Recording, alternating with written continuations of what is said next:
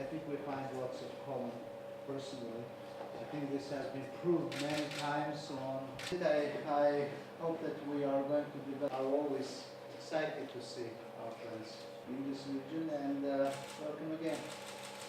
And visitors is special because we have commitment of the Georgian forces in Afghanistan, professional military men we had a flight yesterday night.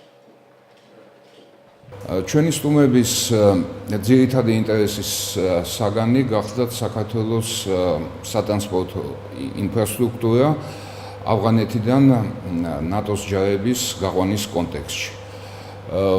პრეზიდენტმა დაწვრილებით მიაწოდა ინფორმაცია ჩვენ სტუმრებს, როგორც სარკინიგზო, ისე საზღვაო ინფრასტრუქტურის თაობაზე და აღინიშნა, რომ ინფრასტრუქტურის შემდგომი განვითარება დაკავშირებული არის იმ პროცესთან, რომელიც წლის ბოლოს გაიმართება ნატოს ჯარების გაყვანის სახით.